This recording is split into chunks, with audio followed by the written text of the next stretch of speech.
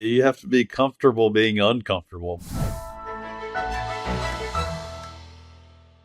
Foreplay presented by Barstool Sports. We are back. We got the most recent PGA Tour winner is on this show, Patton Kizzire, who man, me and Trent had him on 6 years ago because when he won the Sony Open was the last time that I believe we had him on the show. He came on right after he won.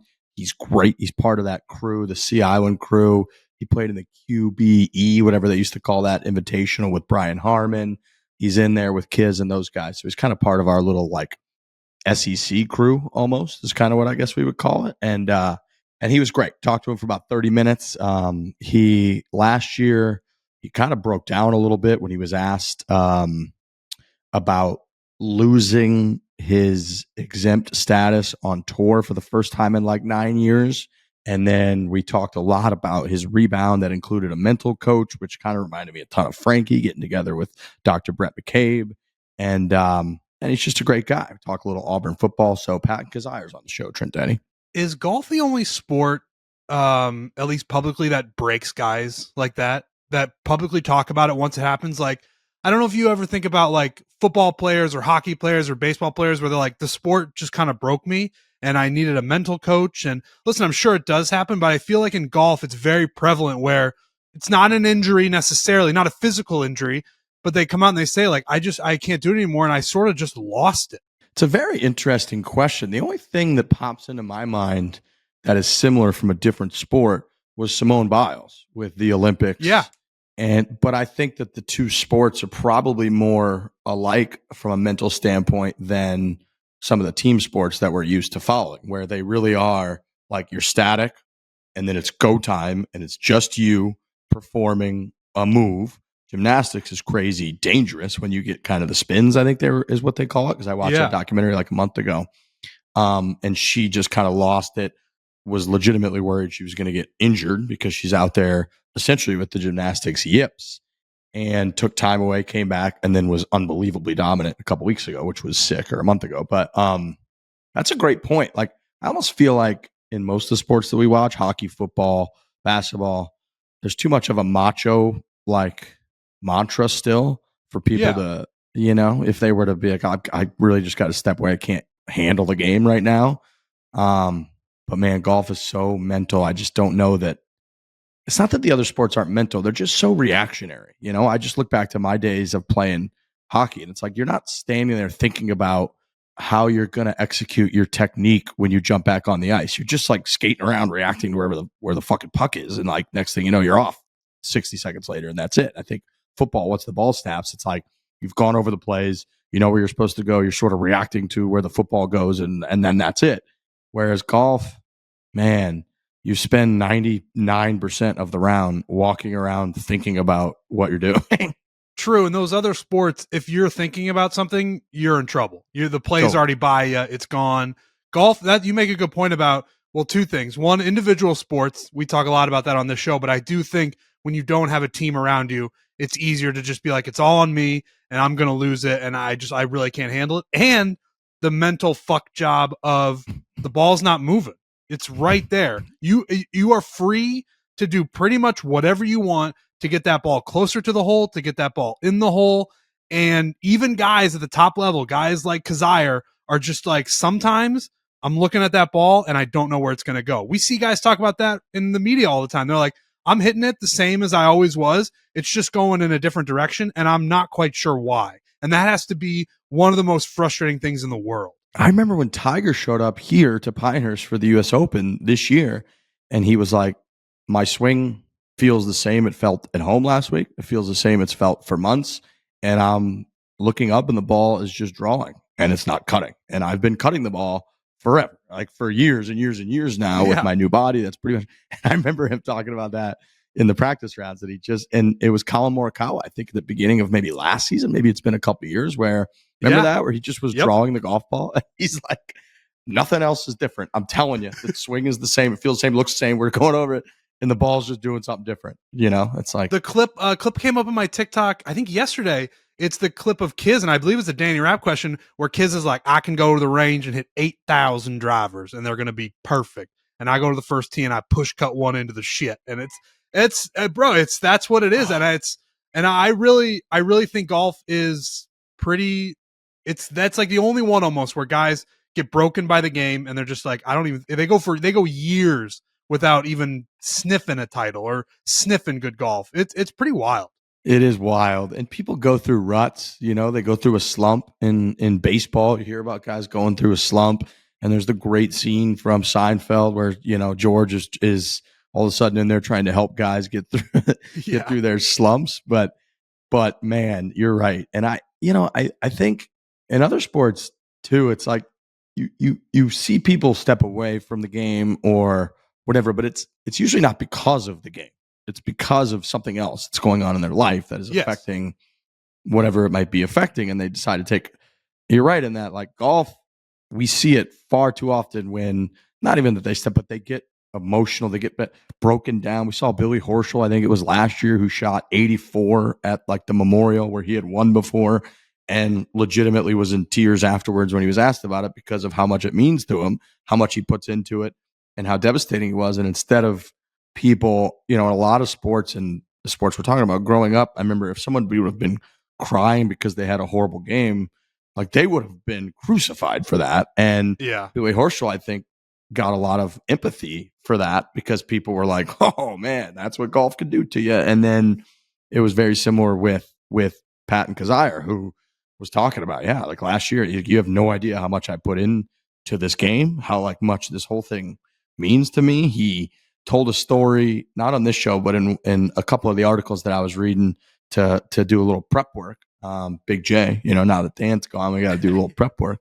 And he was talking about how it might have been second grade or something. He was asked, like, what do you want to do for a living when you grow up? And he was like, I want to be a professional golfer. And he's like, and then last year in November or whenever that was, that he lost his like full exempt status for the first time in 9 years. He was like, I technically wasn't the professional golfer at that point that I wanted to be and that I had been. And it just kind of made him break down. And so for him to go from that to now winning this past weekend and lighting it up with the putter, he led the field in strokes gained putting. He picked up 9 strokes on the field in putting, which we talked all about that. And he's got the he didn't say mental coach. What did he say? Mindset coach? I think he said mindset coach, Alex. He said mindset coach. And it was Trent. He's hugging trees out there. He was walking around barefoot on the right. Like it was great. So talking to him about all of it, it was nice talking to him about. And I don't want people to misconstrue what we're saying. This mental health in sports, professional sports, has gone leaps and bounds forward over the last, I'd say, 10 years. People are very open about it. They talk about it. But I'm talking specifically about the game of golf and how it breaks guys and how it just, for whatever reason, it's such a mind fuck that it makes them have to step away or not play as well. And that to me is incredibly fascinating. Yeah, I completely agree. In golf, we all know golf is mental. Let's say was it Bobby Jones? Was it Ben Hogan? One of them said that, golf is played on the 6-inch field in between your ears, and like that's pretty much what we've all kind of come to know. That's what pretty much the comment that got a belly laugh out of President Obama from Trent Ryan is a comment along those lines. It's true.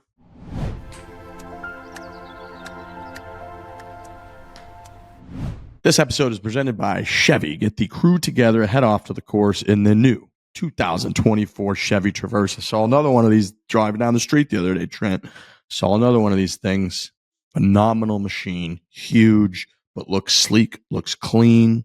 This one had like a matte gray silver kind of color to it. It was just popping driving down the street. I love a good matte color. You're going to be seeing a lot of these, I think. It's an award-winning vehicle. People are going to want to get their hands on these things. They're going to get behind the wheel of these things.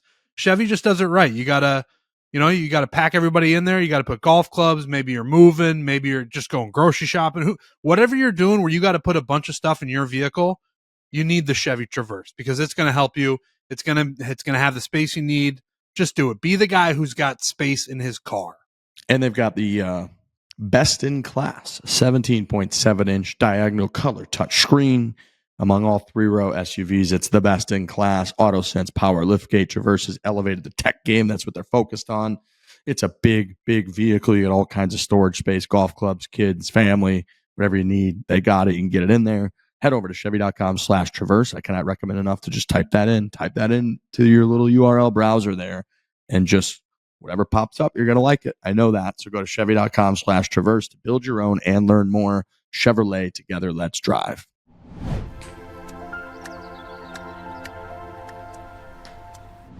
Folks, we actually have a big announcement. We are we're doing the damn thing again with Good, and we're doing it for a great cause. We've got the For Good Scramble, November 3rd. It's going to be a live event.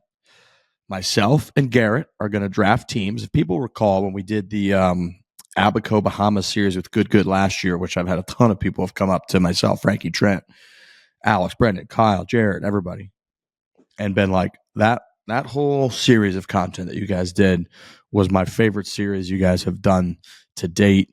There was a couple videos pop, but really the one where it came down to, and this was the same situation, we had drafted different teams and just gone up against each other, where it came down to the 18th hole. Trent Ryan hit the fairway. We had Luke Kwan at the time, roasted one down the fairway in the dark, waves crashing. Well, we're running it back and we're doing it live. You could come, you could buy tickets. So I looked up the link. It's all available right now. It is barstoolsports.com/events/forgoodscramble. And there's another link as well, but it goes to this webpage. You buy a ticket, and we are going to be playing the back nine, the bear trap at PGA National, iconic, hitting over the water. Probably going to take some funny pictures with that big bear that's there at the bear trap. But it is us and Good, and we are mingling. We're drafting teams. We're doing a live scramble match. We're going to have Sharf, Steve, Bubby, Trent, Frankie, Francis, all kinds of good talent, myself and Garrett as captains. And it's going to be live simulcast across both of our YouTube channels, us and Good. You can enjoy food, drinks, all kinds of activities throughout the day. I think it's going to start at 1 p.m. or 1:30. The actual golf, we're going to be there at 11:30 or noon, warming up, hanging out. So you can buy tickets online, and then you can also play in the Battle for Palm Beach event, which we're going to be playing as well. So it's kind of a 3-day extravaganza. You get a practice round. You get access to the event on Sunday afternoon, which is November 3rd. And then you also get to play 2 rounds at PGA National, all kinds of gifts. There's like a really sweet gift. So a couple different events you can sign up for. Go check it out. It's live right now. You can buy tickets. Palm Beach, November, beautiful. We're going to have a fantastic time. So go check that out. Click that link, buy some tickets, get involved. The bear trap. And again, it's for a great cause. A portion of the proceeds is going to support Play Yellow and the First Tee, which is helping to grow the game of golf, benefit children's health programs. So great cause, great event, great people. We love the Good crew. Go get a ticket and get involved yourself. We got a photograph. We've received a photograph from one of the photographers, and yes. I did laugh. I got a DM, and they were like, heard from a lot of people this morning. A lot of people. Dude, I felt bad because I got the same DM from the guy. I think it was in good fun, but you do sometimes even I forget that like a lot of people listen to this podcast. And when I was just like, hey, this guy and this guy, they have something that I want. Then people are then going to reach out to them. But he took it in stride. He was like, heard you loud and clear. Here's one of the pictures. And I was like, thank you very much. I really appreciate that. Unfortunately, it's not the one of Obama laughing on my shoulder. That might just be part of my life that went undocumented, which is fine. Would I have loved to have had that picture? Of course. But it might not be out there. But I know that it happened. Riggs was there and witnessed it happen. But yeah, we got a very nice picture of us talking to President Obama, which was great. It is a fantastic photo. It's high quality. It's a cool angle. We both look good. We got kind of smiles on our face. Obama's engaged with us. So it's an excellent photo. So I'm very appreciative of that. It is not the moment where he was cackling, leaning on Trent's shoulder. I'm confident that's going to come out at some point, whether it's an iPhone shot from, up in the stands, a video, a picture, a Getty Images where it's caught in the background of a tee shot or something. I think that's going to emerge at some point. I don't know when that is, but I'm with you. I know it's out there. It's out there. It's got to be out there. Somebody's got to have it, but still very good photo. So now we've got 3 great photos. Yes. So it's very exciting. All right. We've got, in our world, the Hater series is again back. So for everybody out there who is excited about that, who's into that series, new episode 3. I was 1-1 going into this. This guy was running his mouth a little bit, Trent, and it was kind of it was a moment where I kind of realized we really, really wanted me to win this thing. Yeah. So it's good. I've always, well, since you've been doing this series, selfishly, I'm not in these videos, but I watch these videos, and these people are assholes on the internet. And that's just sort of when you're behind a computer or you're on your phone, you can say whatever you want.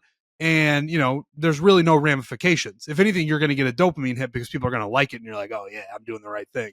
But then, you meet these people in person, and I know at least the first two guys have been more cordial in person than they were online. Definitely. And I've, again, selfishly, as a content guy, I'm rooting for someone to show up and be an asshole, because then I'm with you. I'm like, I want you to beat this guy even more. So to have a guy show up, to have him run his mouth, and then people have to see what happens. I'm very excited I hope you beat the guy for all of us, but I'm very excited that a guy was an asshole, because it's like, this is who those people are. Yeah. And look, everybody, people have families. And so you learn that, like, people have families, they have friends. They're mostly normal human beings, no matter what. Even I'm not going to equate the haters to this, but even like serial killers turn out to, once they're found out, it was like, oh, that guy we all thought that guy was he was like living a normal life with a job and they had family. And like, that shit happens all the time. So to meet someone in person and have them be like similar to a shithead online in person is rare. It's hard to find. It's hard to vet people. It's hard to vet people's golf games. We kind of just go off the gin index and guess and hope that it's going to be close. It's hard to vet how, to be honest with you, like even how old they are. I remember when I played Doug in the first match, and I'm laughing at some of the first comments were like, oh, of course Riggs invites some like geriatric guy out there to play him. And I'm like, we don't have much to go off of. We got like a couple DMs and like a small picture on their Instagram, Right. Small circle, like profile picture. And that's sort of it. You're not, you can't really interrogate these people. And so anyways, people have been, Doug turned out to be a great guy. Alex turned out to be a great guy. And then this one, again, he's a nice guy. We ended up having beers, everything's fine. But in the moment, he was running his mouth. He was there to kind of talk some shit. He wasn't backing down from the things that he had said online, even throughout the match. He like flicked me off at one point during the match at the, people have seen in the teaser, but like, I'm like, shake his hand pre-round. I'm like, let's have a good round out there and like, good luck. And he's sort of like, okay. And then I'm like, okay. And then it's just weird. It was like, all right, we're here to play. And so it was, I do have almost no respect in the world for people who are internet trolls and haters in a malicious way. If you're a troll in a funny way, that's great. I find that that's fantastic. Yep. But if you're a troll in a malicious way, where you're like trying to truly like hurt someone's feelings or whatever, I have no respect for you. And so you have to remind yourself, Trent, when these guys show up, that is why they're here, is that they have done that, no matter what smile they put on, no matter how firm their handshake is and direct their eye contact is, and how, they're into our stuff and they can recite a bunch of stuff from the podcast, which makes them fans, which makes you feel like you kind of like them. I do remind myself, like, no, this person did a very shithead thing that I have no respect for, and I'm here to defeat them. Yes, I think that's the correct headspace to go into it. So everybody, that's coming out today. That's out. That came out yesterday. So that video's out there. I don't want to spoil the result, but episode 3 of the Hater Series, or 1-on-1. This is a match to earn a winning record against the Haters. So it's a big match. Fantastic. Big match. So go check that video out everywhere. Probably gonna be seeing some DraftKings content. Myself and Trent are going out to Scottsdale, Arizona. We got the DraftKings Invitational. DraftKings been doing a handful of golf outings throughout the year, and this is sort of their championship. There's be a little TPC Scottsdale action. I think myself and Trent are emceeing to some degree. We're maybe giving remarks in an event. So you might see a little bit of stuff. We're going to be together hanging in the Scottsdale area for a couple days.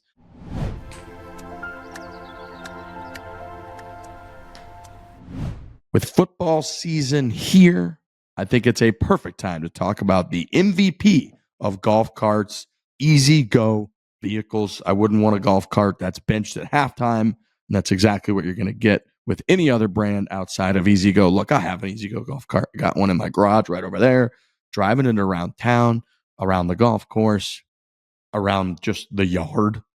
is the most fun thing on the planet. These things are sweet. They're awesome. And I am going to make that move down to Florida, I think. And my neighborhood is ripe to have an Easy Go ripping around it. Like, I think that might be one of the first things I do. I'm going to go on the Easy Go website. I'm going to look at the models. I'm going to customize this thing. I'm going to get it looking sweet, get it looking clean. And I'm just going to rip around my neighborhood in a beautiful, beautiful new Easy Go. Buddy, I didn't even think about this part of, your potential life change here. Once you go golf cart life, Easy Go life, you don't go back. Yeah. You just don't. It's going and getting an iced coffee in the morning, going up if you're in your little Florida neighborhood, you're meeting somebody to play pickleball. You're going to go over to your neighbor's house for a cocktail and watch Thursday night football. And you just hop in your golf cart and the wind's blowing through your hair. It's blowing your beautiful Peter Millar shirt all over the place. It is just a delightful experience. I can't wait. I cannot wait for that to be my reality. And I would do it with no one other than Easy Go. And they're top of the line. They're elite. They've got elite golf carts. You've seen us promote them at the Barstool Classic. They whip this one up that we get to drive around. It's fast. It's stable. It's badass. Like, it looks really cool. It's just high quality. They've got the sound system on there. You can get all kinds of cool perks installed. So go to barstoolclassic.com/EasyGoSweeps, and you can enter to win a brand new Easy Go Express S4. That's all you got to do. That's simple. We're trying to hook up one of our listeners with one of these bad boy golf carts. It's super easy. You just visit barstoolclassic.com/EasyGoSweeps and enter. And then you're entered for a chance to win. It's barstoolclassic.com/EasyGoSweeps. We're going to give away a brand new Easy Go Express S4.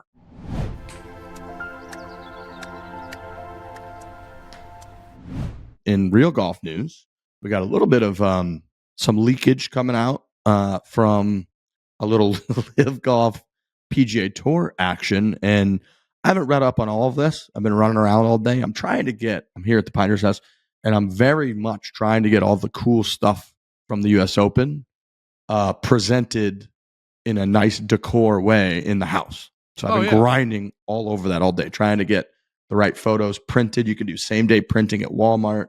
So trying to print them and then buying frames and then hanging them up in a cool way. I've got the tailor-made, you know how they do the staff bags for all the events? Well, they gave me one of the really, really cool ones from the Pinehurst US Open. So I've kind of got that as the centerpiece, and then I'm framing a bunch of stuff around it, including like my credential, pictures of like Tiger and Rory walking by the house, my family, and a bunch of cool stuff. So I've been trying to get all that stuff together. So that's basically just a long excuse for saying I haven't really read what's going on with this PIF tour thing. The main thing that I saw was that one of the hiccups appears to be that some tour players want the LIV golfers to give back their gigantic contracts, which is crazy. And I actually don't think there's much more than that. The leakage was small. It was things have inched forward, which is just absolute bullshit. Like, who knows what that? Nobody knows what that means. That's just someone saying it and people being like, oh, it inched forward. Okay, I'm going to report that.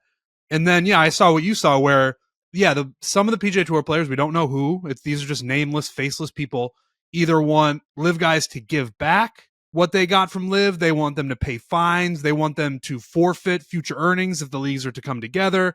They want all these things. And I just don't think that's how it's going to go. These guys aren't giving this money back. I don't think they'll give a cent of it back. And I would be on the side of they shouldn't have to give a cent of it back. They went to this rogue league. It's obviously created chaos within the golf world. We're now 2 years into this thing where it's like, what are we going to do? Some of those guys are spending that money. I'm sure Dustin Johnson has bought like 6 boats by now. Like, you can't expect these people to give the money back. And almost an ask like that is from a person who doesn't want a deal to get done. You're saying give back hundreds of millions of dollars or come back to the tour and forfeit winnings if you in the future. It's like, if that's the starting point for the negotiations, then there's just going to be 2 leagues forever and golf is fucked. Nobody's giving back the money. That's one of the craziest things I've ever heard. I mean, and it's not even logistically feasible, like that, right. Like you said, people are spending the money. They've invested the money. They've bought homes with the money. They've bought a jet with whatever the hell they've done with that money. That shit's gone. You can't just write a check. Nobody, I mean, imagine if your employer came to you, anyone that's listening to the show right now, and said, I actually need you to write me a check for your salary last year. You'd be like, well, what? I made Also, car payments. Like, say those are the terms. Like they hammer it out and they're like, those are the terms. If I'm Rom, if I'm DJ, if I'm any of these guys, I'm like, well, then I'm just not going back to the PGA Tour. I'm keeping hundreds of millions of dollars and I'm just going to hang out. Like, fuck you guys. Completely. And so not even like the logistical part of it is hilarious. That's not feasible. And then even from just a principle standpoint, it's like, dude, if you, the PGA Tour side, which I understand that there's a lot of fractures within that side of it, because there's the players, and then there's Monahan, and then there's the people that are business folks that are not Jay Monahan, because he doesn't seem to be in control of anything. And the players could argue, well, they agreed to do this deal, but we're actually mad because the tour agreed to do this framework deal without talking to us. So we're not happy about that. But the principle of it coming from that side of it is like, if the tour has indeed come to the PIF and said, like, we're willing to negotiate, let's do a deal, which they have, so that the PIF and all the legal stuff would go away so the tour didn't bleed money dry. You can't then be like, part of it and what we're going to require is retribution for those salaries, because that's not a deal. That right. Stuff's done, brother. Done. That's gone. That is over. You cannot be sitting there being like, we want punishment. We want to level the playing field on what previously occurred because we don't think it's fair. Then you're not at a deal. Then you're actually just still where you've been this entire time. You should have taken that money if that's where you're at. Dude, like, right. You should have gone to LIV. I'm sorry. Right. You blew it. And so, or you got screwed by sticking with the tour, which a lot of players probably feel. Both of those things can kind of be true at the same time. But yeah, the getting the money back thing, if that really is a hang up, I think we're going to be hung up forever, because I don't see that occurring at all. Yeah, you're right. You have to start at a point. If you are truly negotiating, what has happened. And that's just it. You cannot then you're arguing from a point of frustration and anger, and that's just not going to work. Like, I'm sorry you didn't take the money. I'm sorry. But those guys did. Everybody thought it wasn't going to work, including myself. A lot of people on this podcast, a lot of people, Rory, Jay, a lot of people dead in the water. Dead in the water. Dead in the water. We were the dead in the water guys. We were right behind Rory at the players, being like, oh, this thing's dead. There's no way. But then more guys jumped than everybody thought. Higher profile guys, bigger names. John Rahm jumped, the last big guy. And we're like, all right, so it worked. The LIV thing, whatever they were trying to do, and I think we've talked about on this show a lot, where, Yasser loves golf. We hear that all the time. PIF, MBS, all that. What it seems like they were actually trying to do was just get a seat at the table of professional golf and just sort of be like, no, we're here now. And I know, and we're going to keep pulling players unless you kind of come together on this thing. And that it's going to work. It's eventually going to work. I know there's that new, strategic sports group that's dumping money in the PGA Tour, but it's still, at the end of the day, we need all these guys together. So whatever is going to make that happen has to happen. We need John Rahm. We need Bryson DeChambeau. We need, Dustin Johnson, Patrick, like everybody who's gone over there, I would gladly have back on the PGA Tour just from an interest perspective, and it has to happen. And they're not going to give that money back. So don't even think about starting there with the negotiations. Right. That's exactly right. So that part's done. It's over. If they are hung up on that aspect of it, then I feel like they're not inching forward at all. They've gotten absolutely nowhere, and they're not going to get anywhere. So that seems a little bit ridiculous to me. I kind of couldn't believe that. Maybe somebody was leaking that on purpose to try to get things to move or expedite something. But regardless, it didn't seem that great. It's almost weird for me now to even imagine a Players Championship that has Rahm and Brooks and DJ and Phil, although I don't know if Phil would even qualify, whatever, but like, it's like hard, you know what I'm saying? It's like hard for me to imagine like Ian Poulter out there, like with these guys back again, like touting the PGA Tour and their caddies wearing the PGA Tour logo. You know what I'm saying? Like, I almost can't even fathom that happening. Yeah, like what's it even going to look like when they come back? Are they going to tout the tour? Are they going to? I mean, I'm sure that whatever deal eventually comes when I'm, 65 years old, and like whenever that happens, like I don't know if, they'll all probably toe the line and be like, no, we're happy that everybody's back together. I'm happy to be playing on the PGA Tour again. I actually think we'll get used to it much faster, just like we got used to LIV pretty quickly. Like that's the craziest thing that's happened in golf in potentially its inception at the professional level, where it's like Rogue League, whatever. And we kind of got used to that quick. It's like, yeah, Rahm's not here. Patrick Reed isn't here. Phil isn't here. And I do think, at least I hope, once they come together, it's going to be like, all right, the first time's going to be weird for sure. It's going to be like, wow, Rahm's back and he's playing in the Players Championship. But then after that, I think I'll get used to it pretty quickly.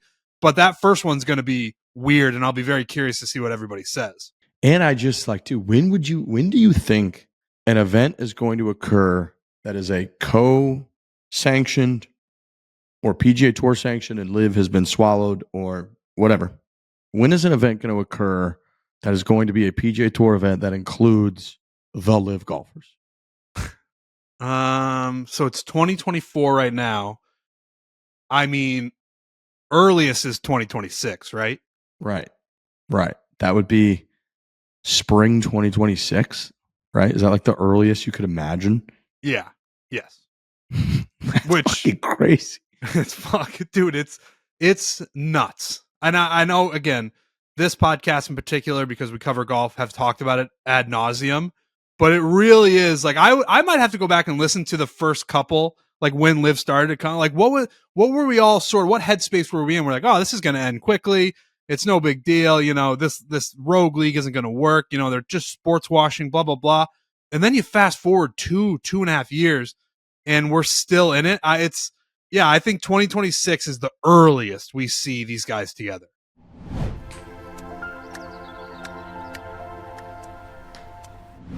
All protein bars generally taste the same, but not the One bars. One made protein bars actually delicious with Reese's and Hershey's. I'm looking at Trent Ryan. He's just salivating about ready to consume this thing. I'm going to consume one right now. I really want one. I eat pretty much one a day. Haven't had mine yet. I'm going to eat this thing. This is the Reese's one. We got the cookies and cream Hershey's right here. These things are phenomenal. I feel like a lot of people are talking about them now. They're hitting the market. People are buying them. They're at the store.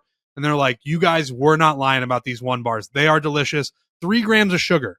That's nothing. That is nothing. 18 grams of protein. I cannot recommend these highly enough. They really are delicious. I had a couple yesterday at the Barstool Classic. It was raining all over the place. I was just sitting underneath this beautiful little tent that we've got on the first tee where everybody was getting soaking wet. And I was just chewing away on my delicious bar, 18 grams of protein, 3 grams of sugar.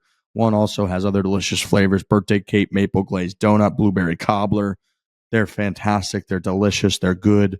Try new one Reese's Peanut Butter Lovers Protein Bar and one Hershey's Cookies and Cream. Try them now. They're fantastic.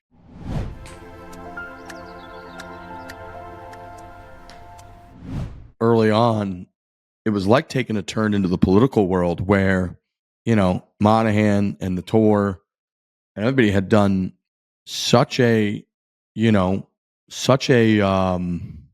smear job of the background of the funding of LIV, which was pretty justified, to be fair to them, but it done such that we almost weren't even focused as much, I feel like, on could this thing logistically persevere and could this thing actually gain traction and could LIV run events, attract players. Yes, we knew they could throw money at players, but could they build something that was real enough that they could get players and that it could even be reminiscent of a PGA Tour on that level? We weren't even really contemplating a lot of those things as much as probably we should have, because we were just like, people can't go there because their reputation is going to be ruined.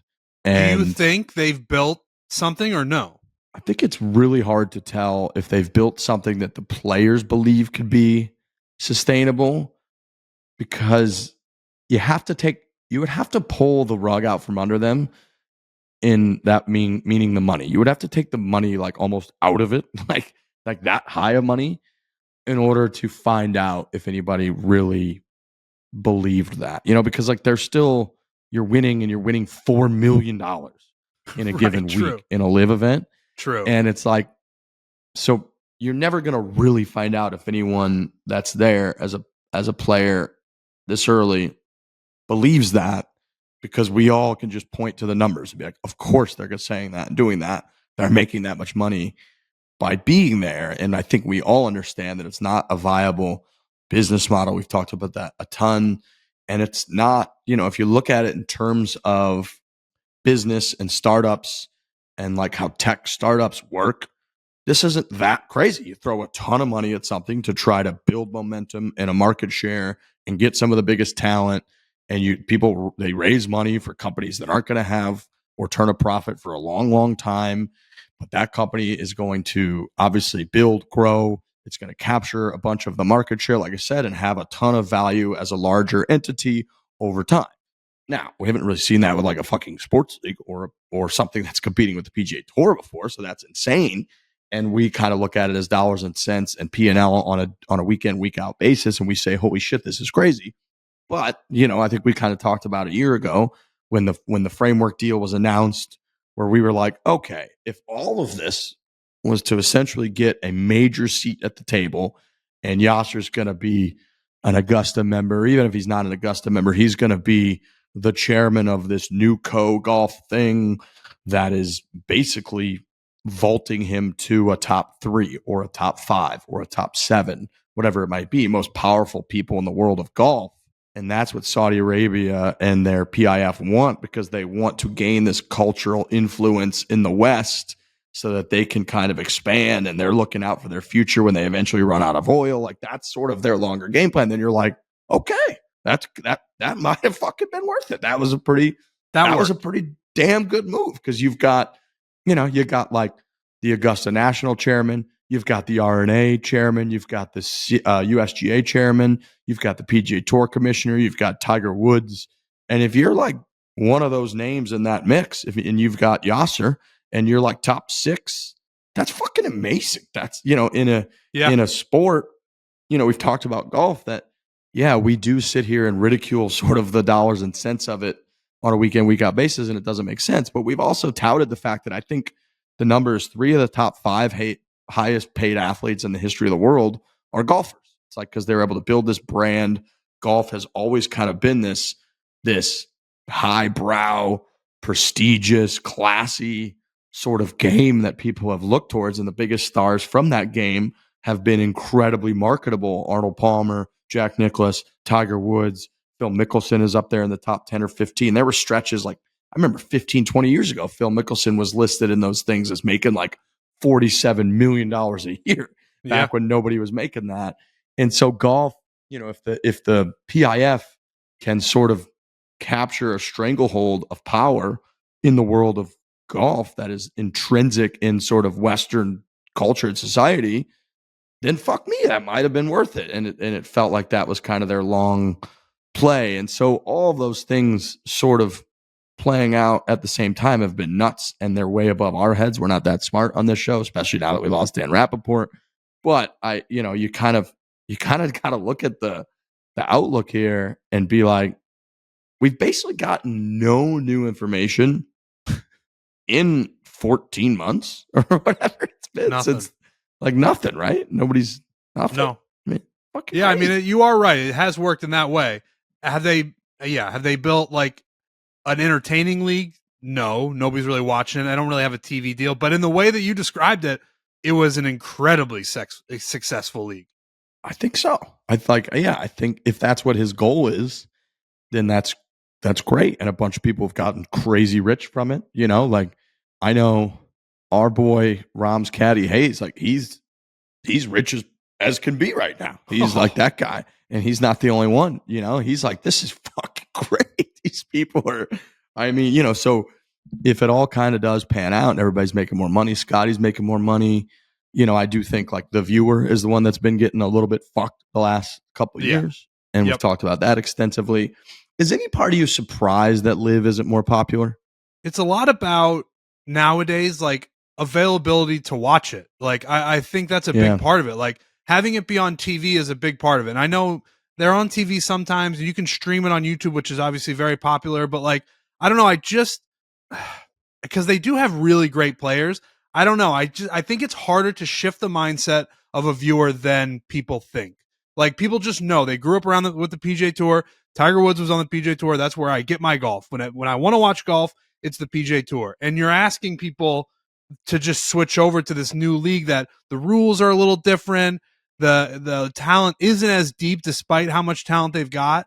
And I get why it's not as popular. And again, we've talked about it a lot on the show where you're dividing up the talent pool of a sport that's not as popular as the other sports. So that's where you get fucked, where people are like people might be throwing up their hands with the PGA Tour in that regard too, where they're like, I'm not going to watch golf because what am I really watching? Am I finding out who's the best in the world? If I'm watching LIV, I'm certainly not figuring that out. PGA Tour might be a little bit closer just because of the points and the scoring, and I do think the talent pool is still deeper. But there might be people who are just throwing up their hands for the sport of golf in general, where they're just like, I don't give a fuck about any of this anymore if it's not a full-on meritocracy.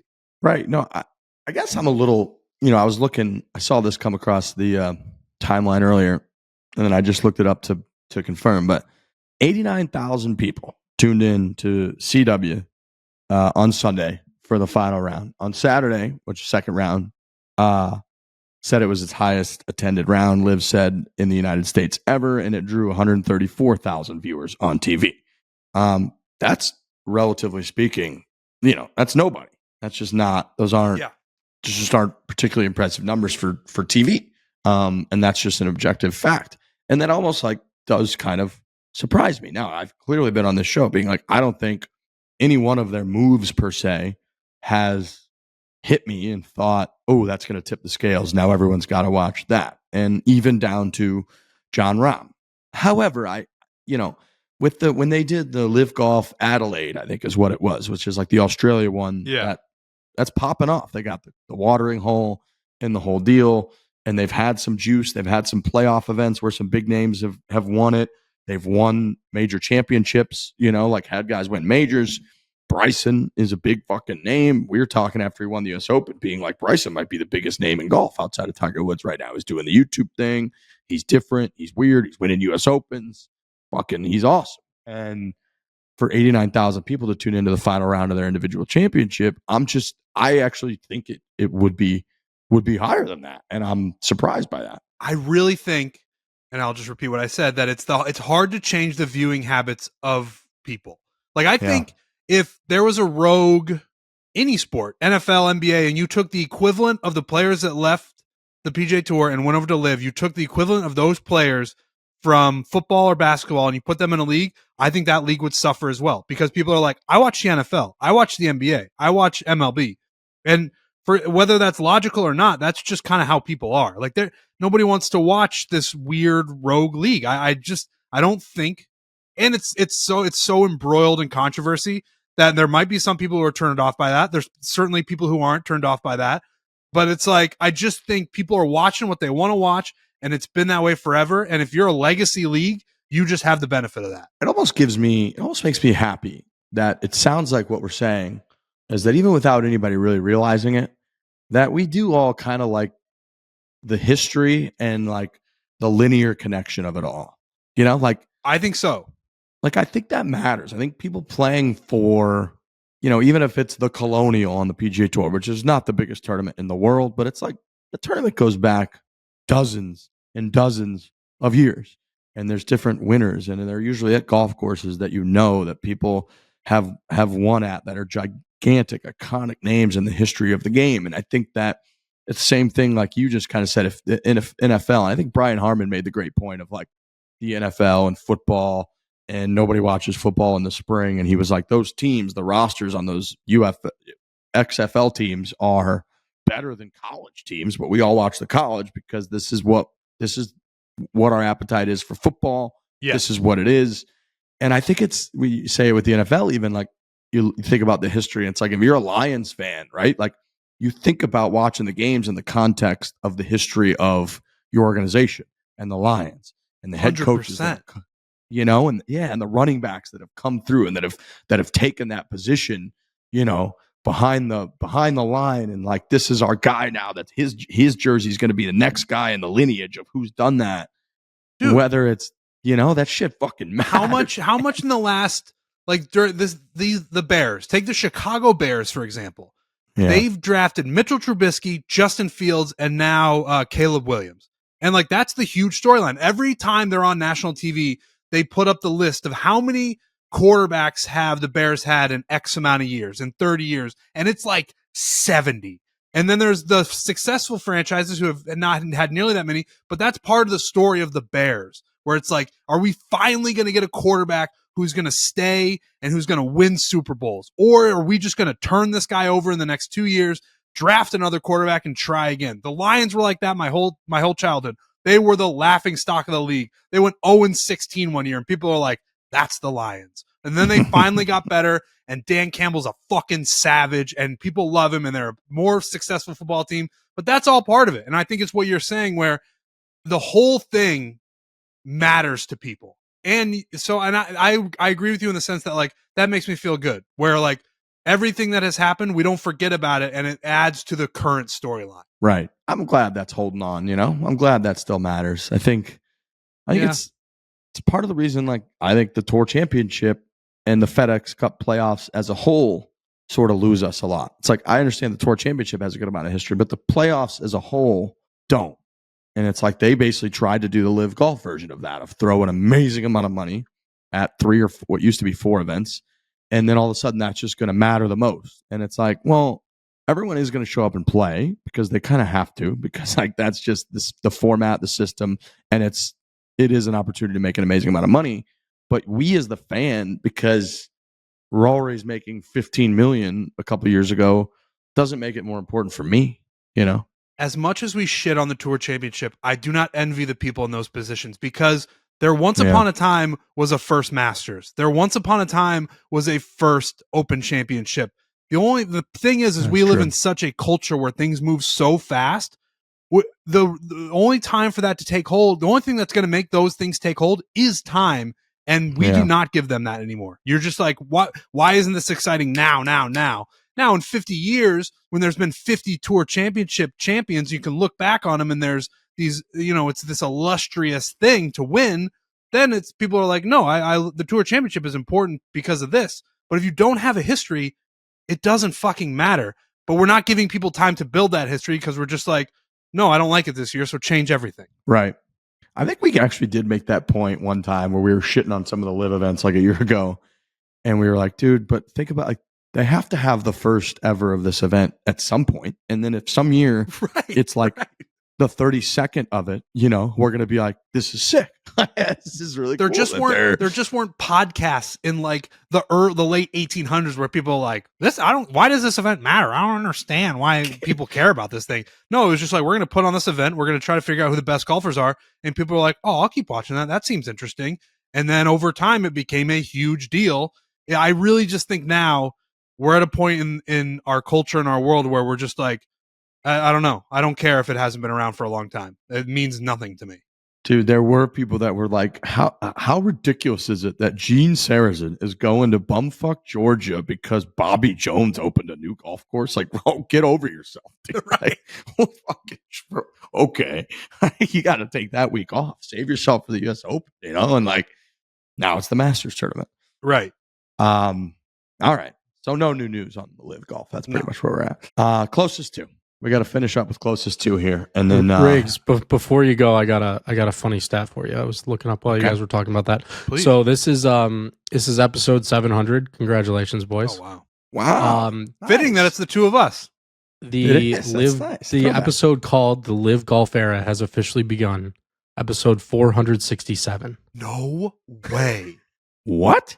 We've been dealing with this for 240 episodes.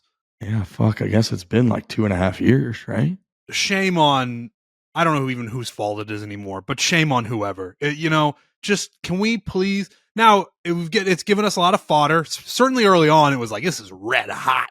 We got a golf podcast, and now there's a rogue league. Like, who's got it better than us? And then, be careful what you wish for, because now we're 2.5 years into this thing. It's like, fuck this. I hate it. I know. It is fucking shit. It's shit. Wow, that that's we don't an incredible have all these guys playing. It's a good poll right there.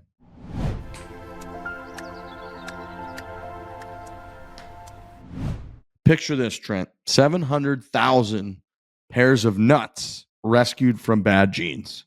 Excuse me? 700,000 pairs of nuts rescued from being stuck in bad genes. That seems like a damn good thing. I think you're right. I think it's a great thing. The hero in this situation, in this story, is the perfect jean. Say goodbye to stiff cardboard denim and say hello to comfort. These jeans fit like they were custom made, stretch like you wouldn't believe, and they look fantastic. You got to have a good pair of jeans or multiple good pairs of jeans because we like nice clothing, talk about some of it on this show. Got to look good, feel good. At this point in time with science, technology, advancements, you simply got to have a good, solid pair of jeans. The tale as old as time, not being able to find jeans. Like that's the one thing where it's like people are always like, where'd you get those jeans? Where'd you get those jeans?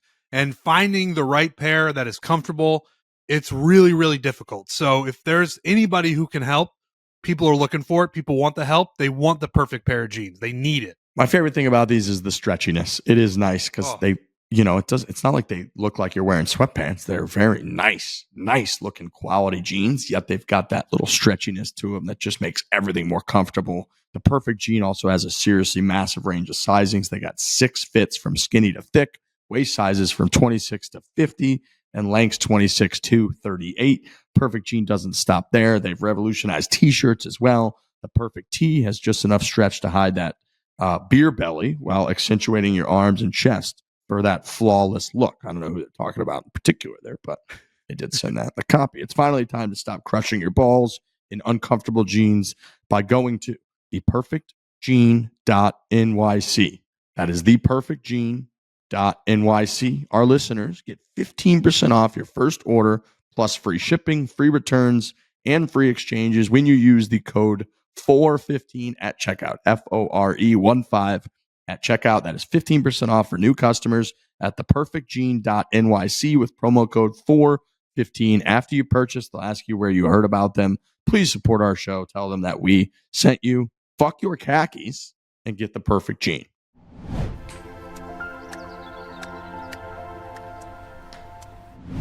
Closest to. You want to do a little update, Bushman? Okay. So last week we had a few football questions. Points scored by Boston College at Missouri, 21 points. I took it with 17. That was a good game. It was looking dicey. It was looking really dicey for a bit there. And then passing yards for Cade McNamara versus Troy. Trent calls him an offensive juggernaut, but he only threw for 176 yards. And Frankie had 180. Got the win. So he took that. Did not get the under. Very disappointed. No, I'm sorry about that. I might flip and take the over now, to be honest. I'd be careful. No, if it's still low, they're still underrating him. Okay. Total points in Saints at Cowboys. It's the one that Kamara had 4 touchdowns. 3 or 4? 4, I think. 63 total points. So Trent took that with 53. And then the points scored by the Bears offense, they had 1 touchdown, 7 points. So Riggs took that with 9. Let's go. So standings right now, Trent 55, Alex 47, Dan/Dylan 43. We're still gonna announce him. Okay. Yeah, please. Riggs 41, Frankie 37. Frankie missing. He's not. He can't get any this next upcoming week. That's awesome. He should have the same number next week. Sure will. We really fucked up if he somehow has a higher number next week. Can make him lose points somehow. All right. I've got 3 of my 4 ready. I'm going to whip up the 4th somehow in real time. But coming off that conversation that we just had, the LIV Golf Team Championships are this weekend. If you didn't know that, they did the individual championship. I did not know that. and they're doing their team championship this weekend. I said that the final round ratings last week, 89,000 people watched on Sunday. What will be the peak number of viewers in the final round of the team championships on LIV this weekend? Far be it for me to give advice on honestly anything, but if I were LIV, having my individual and team championships happening while football is happening, I think that's a no. I think that's a no. If I'm in that room and I say, hold on here, let's look at these calendars. There's some overlap with, the most popular sport in the country. We should probably just move these up 2 weeks. I think Greg Norman just might have missed that, to be honest with you. It might have gone right over his head, when when they're kind of planning things. And I got to be honest, we've done that before too. You know, we've had 100%. like we did the Barstool Classic Championship one year just on Black Friday or for our Cyber Monday. It was like it's one of the biggest days of the year for us. I remember that red eye. I vividly remember that red eye. You know, you just can't prepare for it. You're gonna miss some things. Are gonna slip through the cracks. And I think Greg might have fucked that one up because this is back-to-back weeks. Everybody's into football too. Everybody's team is still alive. You know, it's like your fantasy teams are still alive. You still got money in your DraftKings account. You're in a good spot, and everybody's watching football. So it's just tough. It's tough. I just did the wrong effect. What'd you do? What'd you do? Slam instead of invisible. Oh, I've never seen that before. Nice slam. Boom. Very nice. Boom. All right. Riggs 84,000, Trent 78,000, Alex 92,000. I almost think so we're all in this group chat, right? Where this is just the fore-play group chat where we send these to. If I ever miss and it's on a day of this, I'm firing numbers. I think we would count that. I have wondered if someone would do that. I think if they throw one in, we should count it. If it's in order before I say it. Well, it's also like it has to be honor where you didn't look because like this number, we got 78,000, 84,000. Like if Frankie were to throw a number in there right now, he could say 53. He just wouldn't know what he was guessing for. Right. Be a trotty answer. That is the tricky part. You don't get to see everyone else's. You just have to start firing numbers. You basically just send 4 numbers, right? Yeah. I don't think we should allow it. I don't think we should allow it. Because you can't judge that. Yeah. Okay. Second one, Aaron Rodgers. A little bit of a slow start. A lot of hype coming back after the injury last year. One of the more compelling players in the league. Frankie's not here, which makes it even better to do an Aaron Rodgers one. They are hosting the New England Patriots on Thursday Night Football. How many passing yards will Aaron Rodgers have on Thursday night? How many passing yards? Okay. He's been in the mid 100s the last couple of years. Couple weeks. Frankie would hate this because the jinx on this thing could be rough. Oh, that's true. Dude, that's true. Have you, Frankie brought this up to me last time I saw him. Have you watched what Aaron Judge has been doing since we had Aaron Judge question? Horrible, right? Horrible. The most unstoppable man on a baseball diamond. He was having a historic season. I think he was at like 51 home runs. He might have 52 home runs right now. Someone's got to tell him we jinxed him. I'm not telling you. We were guessing. Somebody guessed like 7 over a 3-game period on those home runs, and I think Probably he Frankie. had 0. It's crazy. What was the question again for this one? Aaron Rodgers passing yards Thursday. Passing yards Thursday night. This is kind of high, but I said this before the show, and I just want to give a quick shout out to these Peter Millar t-shirts. This is the most comfortable thing I've ever worn. We love Peter Millar. Excellent. We love everything they make: polos, quarter zips, pants, shorts, and now add t-shirts to the list. I feel like I'm going to fall asleep. I'm so comfortable in this thing. Yeah, they are really good. I have a good handful of those at least too, and they're super comfortable. They're nice. I love this. I got one that's got the Peter Millar factory on it. Have you seen that one? It's got like literally like a silhouette drawing of like a brick smokestack and like a Peter Millar building. It's awesome. Whoa, that sounds awesome. That's really awesome. All right, Aaron Rodgers passing yards Thursday. Riggs 266, Trent 197, Alex 188. Boxed me in there a little bit. Third one, Phoenix, Arizona, famously recorded a record. I believe it was like 115 or something consecutive days of high temperature being over 100 degrees. We just came off of that, I think, in the last couple of days. First day in 3.5 months, 4 months almost, where it didn't get over 100 degrees. So my question is going to be, Trent's going to be in town. What will the low temperature be Saturday into Sunday? So whatever the lowest it gets Saturday night into Sunday. I don't know how exactly you're going to be able to look that up, Bush, but I didn't want to do it like just Saturday because if at 11:40 p.m. it's warmer than it is at 2 a.m., I kind of want to get whatever that lowest temperature is in there. No, you'll be able to look that up. There's like charts that say where it goes. And I want to say how low it gets. I want to say, just so you guys know, because I do have a little bit of predicated knowledge here, that's like the high the last several days I've looked, or the low the last several days has been like in the high 70s, maybe. You're on the surface of the sun out there. You're on the I'm flying out there tomorrow. Surface of the sun. You're on the we all just kind of like let the stat go, but that many 100-degree days is like that's a nightmare, bro. That's months. Like if it gets to, dude, I'm in New York. If it gets to 100, people are like, this is the hottest I've ever been, and to have that be the standard for 4 months is fucking bonkers. It is fucking hot, dude. Need some rain. That's like, I know, dude. The rain makes it worse because it's still going to be that hot, dude. It's just the rain adds humidity. That's terrible. Then never mind. Yeah, fuck the rain. wow. We have Riggs 73 degrees, Trent 71, Alex 69 degrees. You dirty dog. Sick. Dude. All right, last one. This one's very fun. So I'm going to give you a little backstory. Kevin Kizzire is currently 50th on the all-time career money list. There is an exemption that you can choose to activate that is a top 50 on the all-time career money list exemption that he could use for next year if he stays inside the top 50 at the end of this year. So right now, he's literally 50th.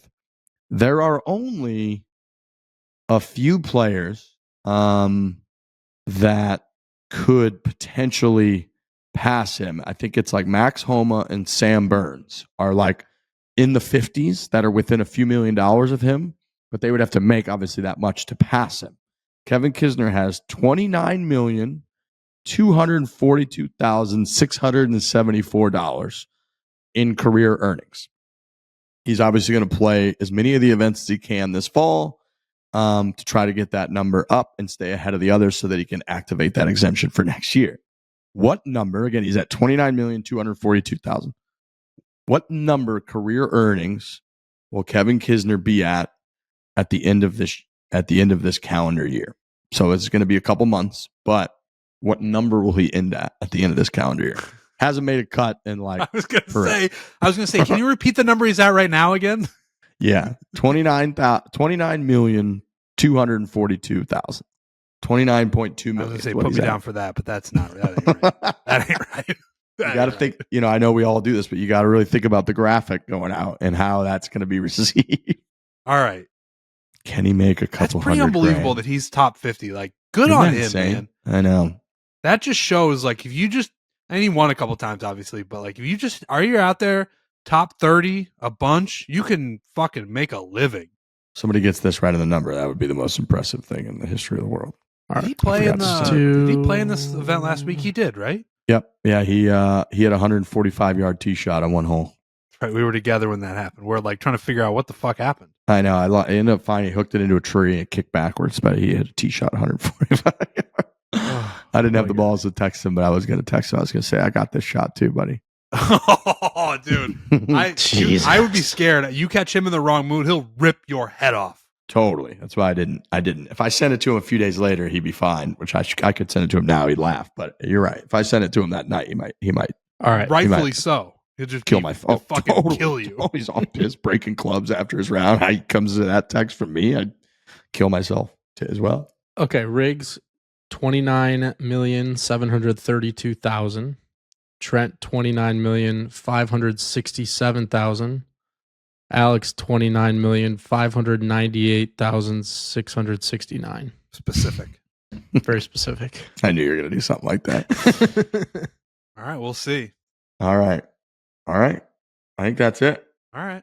I think that's it. Trying to find out what his career what Kiz's earnings were last year, but I'm not savvy enough on the website right now or this year so far. Anyways. All right. We got Patton Kizzire on the show. Fantastic. We had a great interview with him. We hyped it up at the beginning, but great dude coming off a big win. Go check out all of our videos, our merchandise. Next week's President's Cup week, so there's a lot of hype around that. Be up in Montreal for a couple days. Enjoy the weekend. Enjoy this interview. Hit it hard. Hit it hard.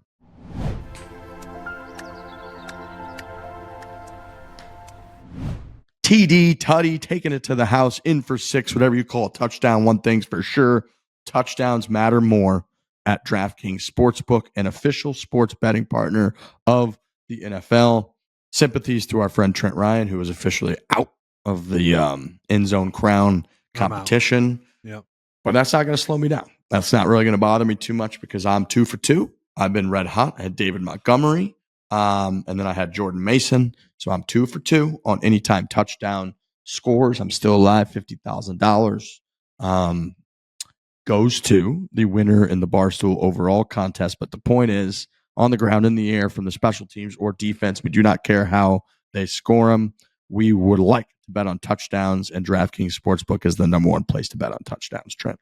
I may be out as well, but it's not going to slow me down either. Anytime touchdowns and first touchdown scores are so much fun, especially if you get your buddies involved, where it's like, who we taking today? What's it going to be? Who's scoring the first touchdown in the game? And if that hits, that comes home, there's no feeling like it. So go on the DraftKings Sportsbook, look at the anytime touchdown scores, look at the first touchdown score, and just pick somebody and ride the whole way and see what happens. I'm telling you, there's not much more fun out there that you can have. Oh, it is great getting into it with your buddies. Are you ready to do a touchdown dance of your own? New DraftKings customers bet $5 and get $250 in bonus bets instantly and get 1 month of NFL Plus Premium. Download the DraftKings Sportsbook app. Use the code FORE. That is the code FORE for new customers. You get $250 in bonus bets when you bet just $5 and get 1 month of NFL Plus Premium only on DraftKings. The crown is yours.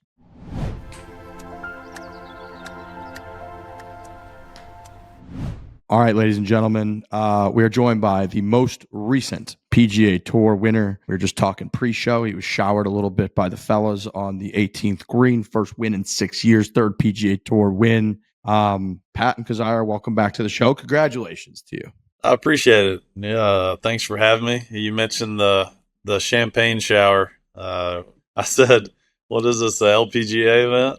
Keith Mitchell had grand ideas, and I knew as soon as they started spraying me, I'm like, yeah, Keith. I like that's a good MO for him to have, to be kind of the guy. I feel like that's clearly got to be Keith. What's the last couple of days like? I mean, I know you guys, there's not really tour events for a few weeks. First win in a long time. I feel like you kind of get a nice, we're talking on Tuesday, you won on Sunday. I feel like you kind of got like a nice long celebratory stretch here. Yeah, I've got 2 weeks to recover, which is nice. I mean, it'd be a quick turnaround if I had to go play in a big tournament this week after a lot of energy exertion to win the tournament, and then some cocktails and some wine and some beer and flight back across over here to Georgia and interviews and stuff like that. So I'm pretty glad I have a few weeks to reset and refocus and get ready for the next one. I can't even imagine what those celebratory drinks must be like, because us and everybody listening, the closest version they get of that is like 5:01 p.m. on Friday of a work week, where they're like, I did it, man. I put all that work in. I worked my ass off. I'm going to celebrate and have a bunch of beers or cocktails or wine with my friends.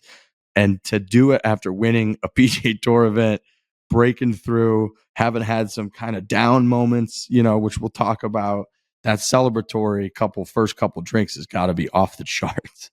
Yeah, it's a little different than the Friday beer, but I was so excited, and all the hard work had paid off, and to have a big bottle of Alpha Omega just presented to me right when I finished, I'm like, yeah, we'll open that tonight. The drinks were tasting mighty nice after the victory. So I believe it was a little under a year ago, but you were talking with a reporter, kind of going through first time a while you had lost full exempt status. You got a little bit emotional about kind of the game of golf and where you were from kind of that moment to now.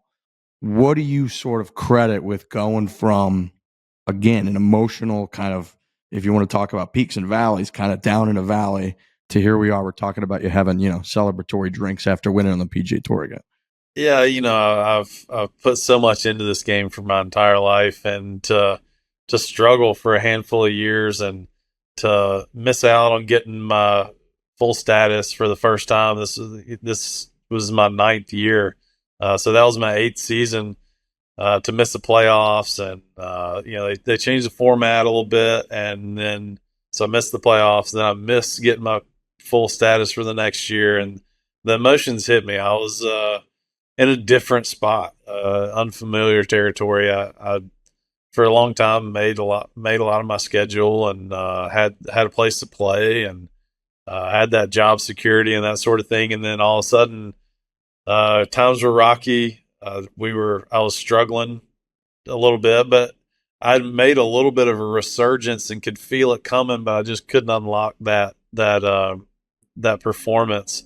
And to miss out, I was very emotional. And now to battle again, or to battle throughout conditional status this year, which is a terrible year to get conditional status. It's new schedule, new formats. All like the worst year.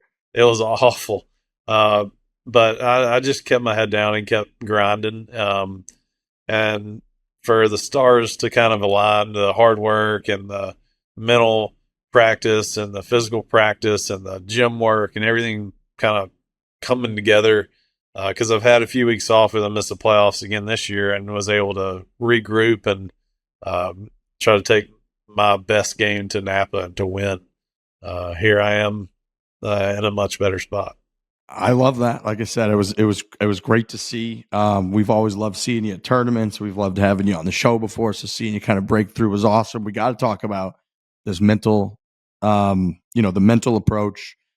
I know you talked about how you synced up with a mental coach, if you will. One of the great quotes that I read was that, you got this new regimen that includes hugging trees, walking barefoot, helping pick the range, taking time to look at flowers. My brother, I got to shout out to my brother. And my brother's a big proponent of getting grounded nowadays. So he walks around barefoot in his backyard.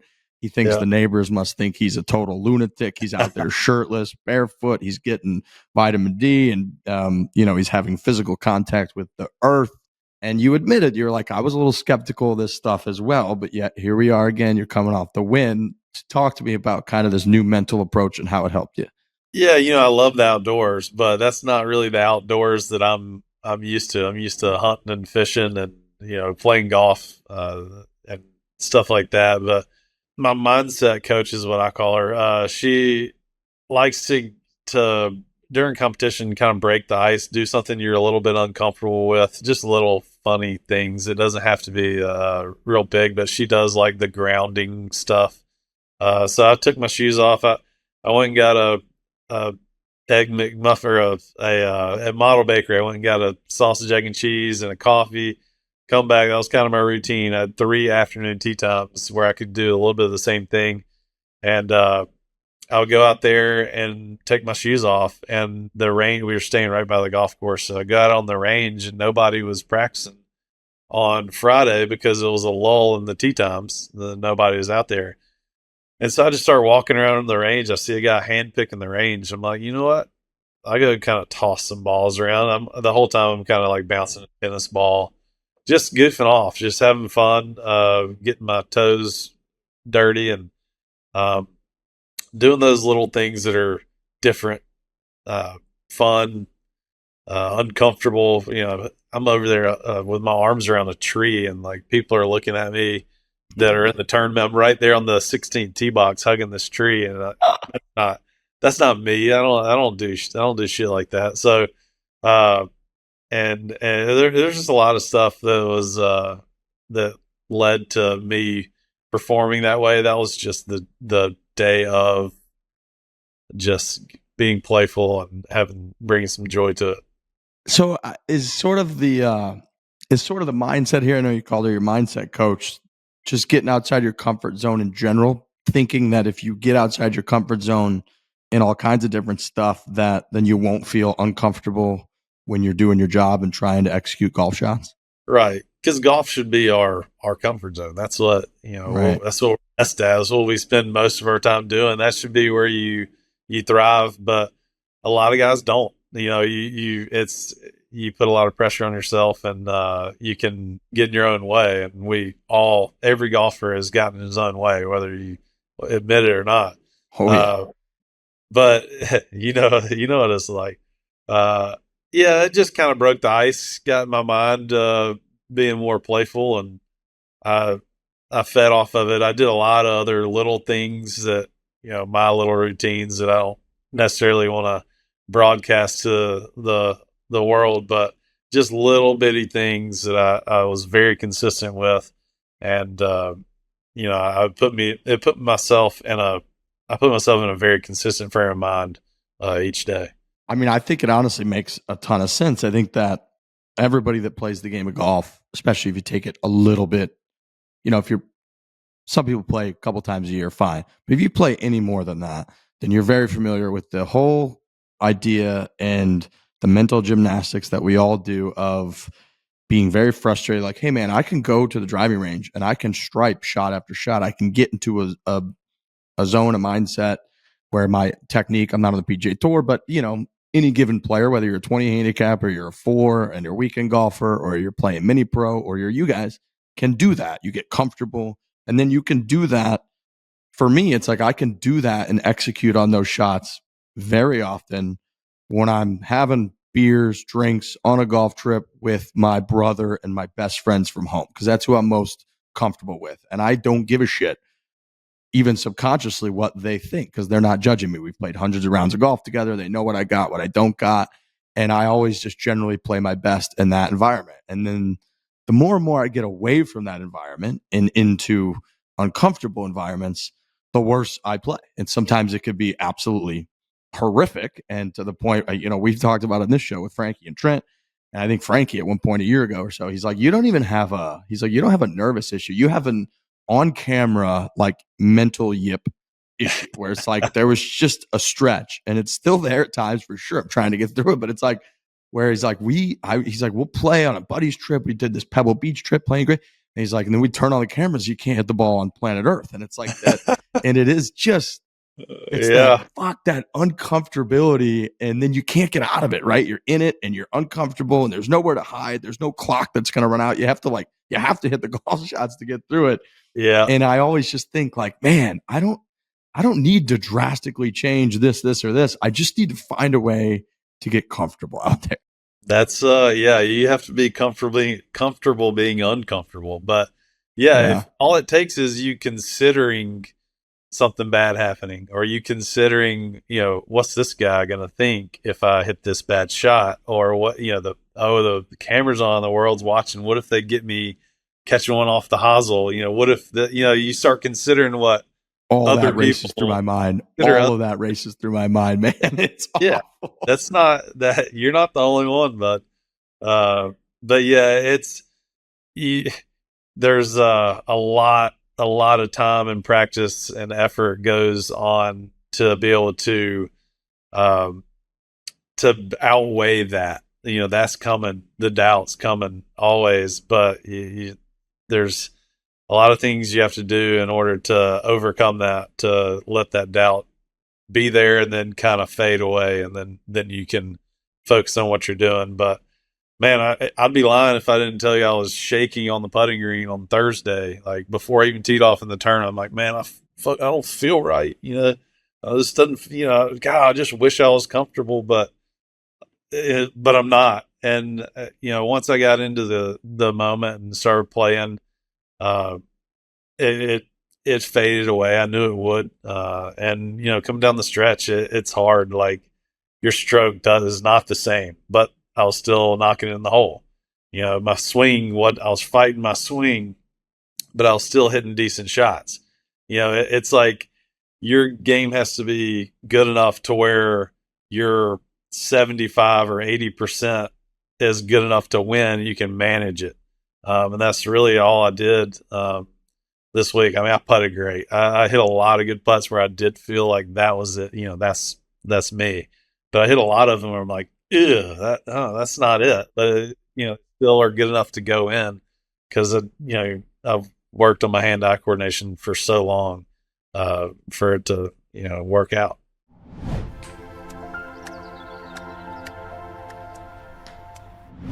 Precision Pro offers the best rangefinders in golf. They are fast, accurate, and easy to use, providing accurate yardages to plus or minus 1 yard. That's pretty close, Trent. It's really good. I love, not only is this a great product, Precision Pro, we love them. It's got a good weight to it. It's got the magnet. It's really great. I run into these guys whenever we're at Woodhaven Country Club in Louisville. They always come down and they play, and it's great to see them. They're always bearing gifts. They gave me 2 Precision Pro rangefinders while I was there. Ooh. They're a delight. They're great guys. I love the company. I love the product. I really can't speak highly enough about their rangefinders. These things are fantastic. They can get, if you hook it up to the GPS, it gets the back of the green, it gets the front of the green, gets the pin. Precision Pro, these guys are fantastic. It's got the right feel to it too. You know, it's got the right feel. It's just that solid, stable, strong piece of technology in your hands that you can all just tell as a golfer. It's got the magnet. You throw it right up there on the edge of the cart. They sent, speaking of bearing gifts, these guys always do bear gifts. They're the best. They send gifts. And it was an older model of one of their Precision Pro rangefinders, but I gave it to my brother, and it's got like a map of a golf course like across it as part of the aesthetic design. And he's like, this thing is unbelievable. I saw him, played with him a couple weeks ago. He's like, this rangefinder you gave me is sick. And bang, that was Precision Pro. So they also offer best in the industry customer service, 90-day money-back guarantee, easy warranty process, 30% upgrade discount for returning customers. Head to precisionprogolf.com today. Use the code fore-play to receive $30 off all rangefinders, including the new Titan and Titan Elite rangefinders. This is what I use. Check out the Titan and the Titan Elite rangefinders. Again, that is the code fore-play, FOREPLAY. We're going to get you $30 off all rangefinders at precisionprogolf.com.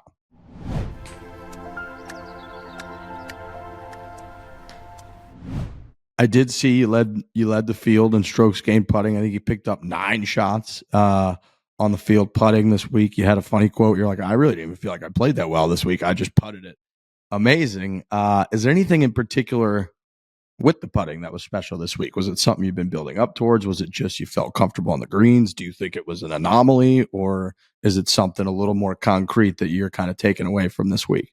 What it was is a lot of practice, but I've stuck to a certain style, like grip and putter, the same putter for a little while. I've been working on, do I use a line? Do I not use a line? And when you start bouncing back and forth, it can get a little weird. I decided no line a while back, a month or two ago. And so there weren't many uncertainties in what I was going to do. I just had to do it. And a lot of my mindset stuff that I've worked on certainly helped. My routine was rock solid. I did the same thing over and over again, every putt. Sometimes I tried to do it on like the tap ins, but I'm like, I'm already kind of a slow player. And I'm like, dude, I can't be doing that on like a 2-footer, but when I get in those moments, this is so important to me that I'm not discounting myself. Like I'm going to take advantage of this. I'm not going to rush. So I did my routines, but it really helped to stick with my routine.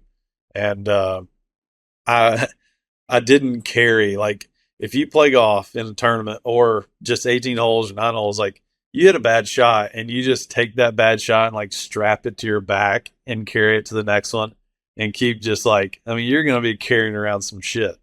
So I didn't, not one time did I hold on to one. I kept going, and that makes that just allows you to, that gives you a better chance for sure. And that all added up into some good putting, and boom, there it is.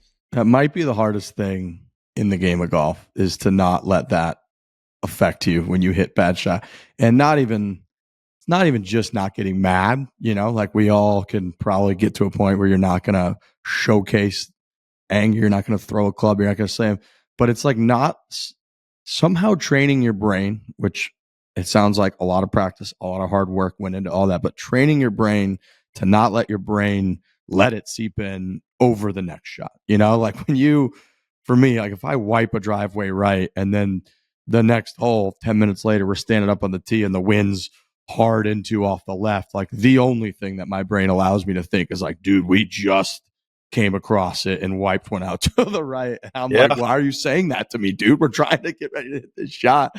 So that's so hard to do. It's a natural thing is to like when something good happens, you might attach like a little bit of emotion to it, like just a tiny bit. But if something bad happens, it's like your emotions go through the roof. And so you hold on to it really hard. And then you get the same scenario, and it's so hard to execute because you got all that built up emotion. And yeah, I mean, that thing could do the same exact thing, or it could go way the other way. And there's about a 5% chance it goes down the middle. So I don't always do that. I've broken clubs, slammed clubs, thrown clubs, gotten so mad. I mean, I've done it all. I'm not proud of many of them. But I was at peace with myself this week, and I've been working on that, the reaction part of it, the actual physical reaction. And I've done a really good job of not physically reacting. And this week I did a good job of both mentally and physically. Just like it was one of my buddies told me that I would hit a shot, and I was talking about this shot a few weeks ago, and he's like, "That was yesterday." And I was like, "Yes, I mean it wasn't yesterday, but all right, yeah, that was yesterday, all right." Because when something happens yesterday, it's not nearly as like effective as if it just happened us 10 seconds ago. So I just kind of was like, yeah, yesterday. I mean, I was whatever. Like I didn't hold on to it, so I just kept going, and it worked out. Pace. I feel like pace when it comes to putting. You know, we talk a lot on this show about if your pace isn't pretty dialed, you almost have no chance to have a pretty decent putting round. For you this last week, talked about how phenomenal you were with the putter.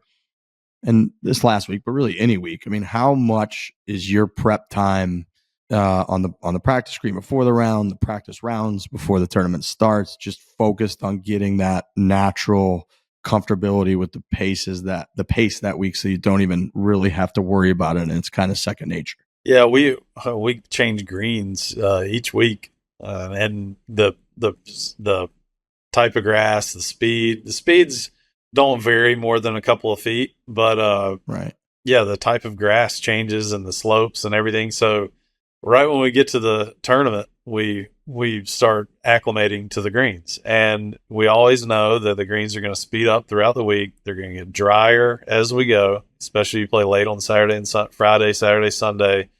It's going to get dry, but I like to get out there for an afternoon tee time about an hour and a half before I tee off. So I have plenty of time. And without fail, I always find myself with about 12 minutes to my tee time. I haven't chipped. I haven't hit any bunker shots because I spent way too much time on the putting green. I just putt and putt until I feel like I'm ready. And then I go hit balls, and, if first driver hit, I slice it to the right, and I pull one to the left. And then I'm like, I can't leave the range to go tee off before I hit a good tee shot. I got to hit a couple of good ones, and then I got 9 minutes to my tee time. I got to go, I'll see how this bunker's feeling. It's the same feeling that you probably get when you get to the golf course 20 minutes before you tee off, and you're like, feel scrambled. But like when I got to the tee box, I'm like, huge deep breath. Like, all right, look, let's come right on down. Let's get settled in. I know this is exciting, but like we got work to do, and just trust myself. And each day I've hit really good tee shots on the first hole, and then I think I birdied the first hole the first 2 days. But see, that's nice. That always helps. That's nice. That settles you right in. You're like, okay, we're good. We know how to do this. But the pace is huge. You have to have good pace on the greens. I putt uphill, putt downhill. I putt uphill, I putt downhill. I putt across the hill. I'm trying to get ready for every single putt I could have out there. You don't always have that luxury. We have nice practice greens, but I'm putting uphill, uphill putts to the crest and then go down. Like all the different scenarios that you think you're going to face, and just do it until I'm ready. It is like, I think it's very interesting for the average golfer to just kind of hear a lot about how much really goes into it. I mean, it makes a lot of sense. You guys are playing for your livelihood, how much it means to you. You've showcased that throughout your career, but it's like, of course you wouldn't really leave, you leave as little to chance as you possibly can. And it is funny to then compare that to the way that we approach the game. And I remember something Dustin Johnson said to us years ago when we were filming a video. He was like, I play these pro-ams with people that, they never really practice. They never really prepare. And then they go out there and they hit bad shots. And he goes, I practice and prepare all the time.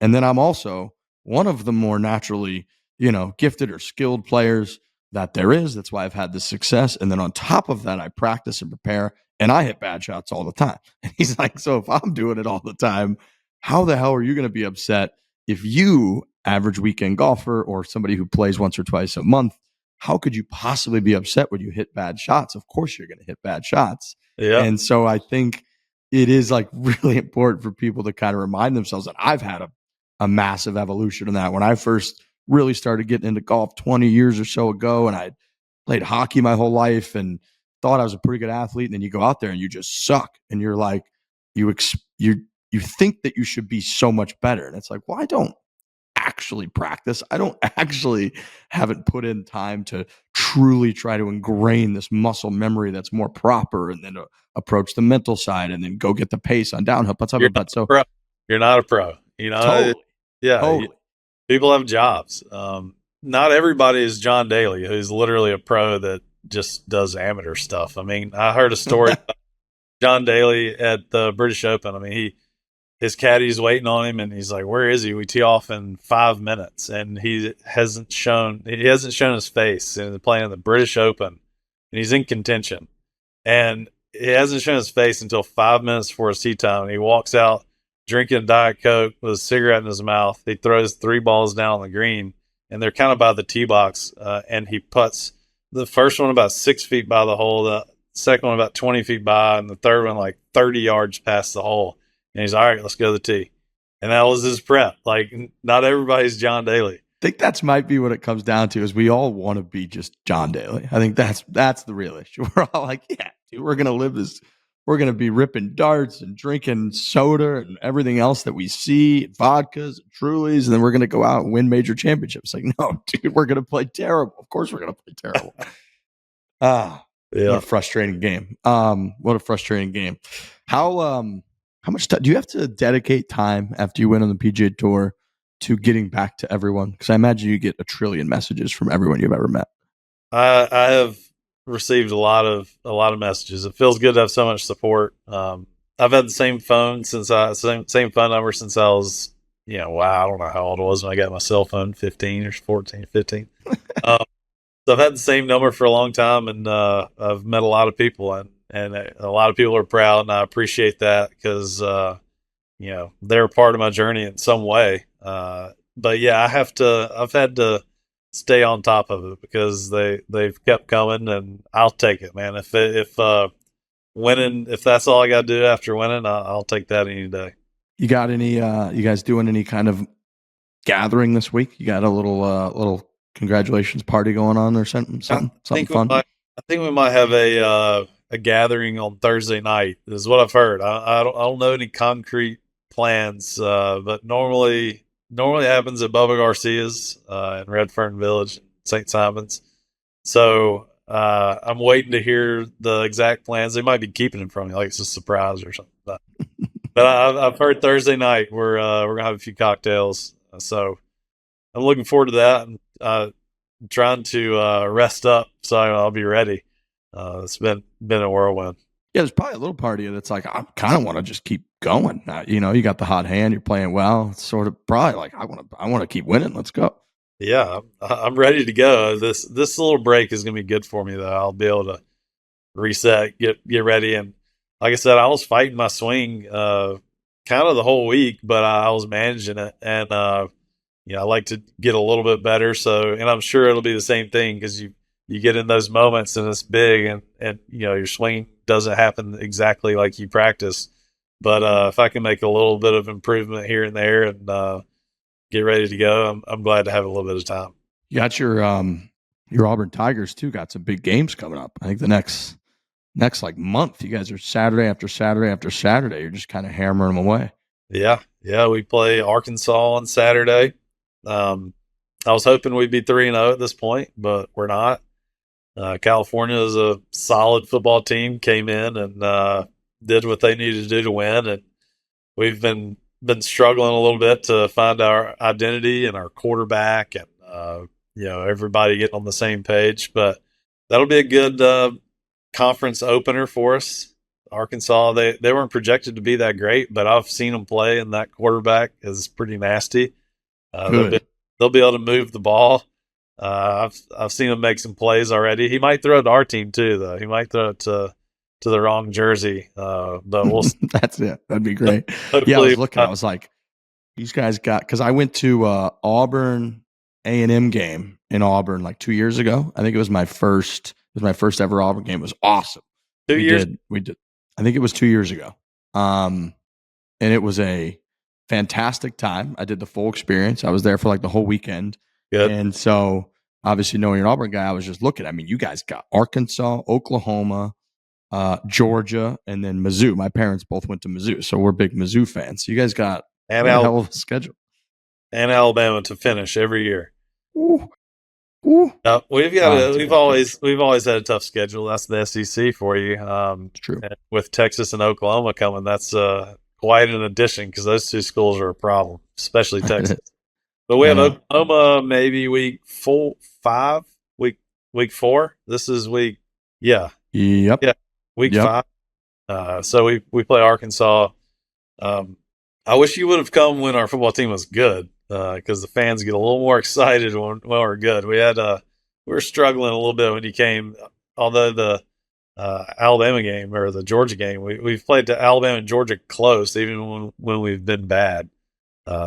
But I think Hugh Freeze has us going in the right direction. He's doing a really good job recruiting, and I think he's a good coach, good man. Hopefully, we can put it all together and do what I just did. Play like you can play. Do what Patton Kizzire did. That's what they need to. That's the mantra over there. Yeah, I'll tell him. Well, good luck. Good luck the rest of the way, the rest of the fall. I'm pumped for you. Like I said, it was a cool scene. Appreciate you being on the show, and I love that you got a couple weeks to really enjoy it, soak it all in. Hopefully your Tigers have a couple good performances and turn this thing around a little bit. But but congratulations. It was very fun to watch, and I know how much it means to you, and to get it done, win by 5 shots. It's very impressive stuff. Well, I appreciate that. It's good to talk to you, and fun to be a champion. I bet it is. Hell yeah. Thank you, Patton. I appreciate it. All right, Griggs.